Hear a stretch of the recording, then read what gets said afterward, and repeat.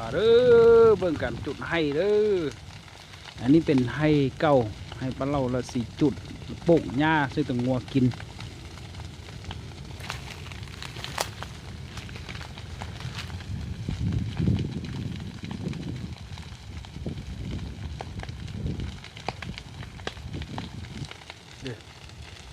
แถวเทิงนี่อยู่บริเวณไปฮอด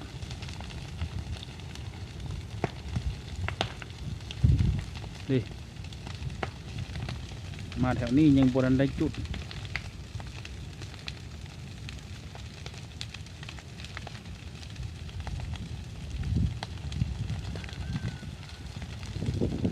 ลมแห้ง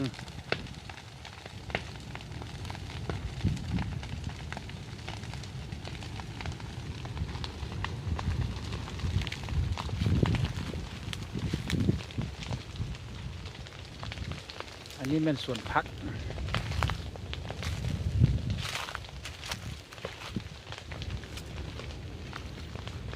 นี่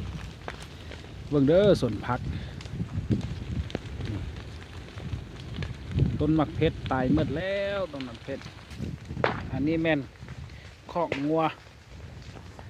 นิดคอกให้ตัวงัวอันนี้เป็นต้นล้นเล่นแต่เป็นต้นมักนาวเมดอันนี้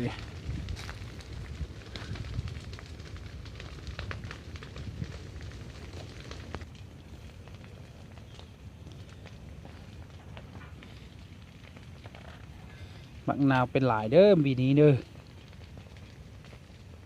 นี่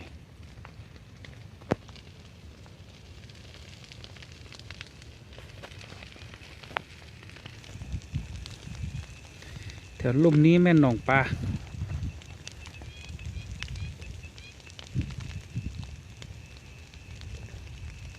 นี่แม่นตัวเป็ดคนนี้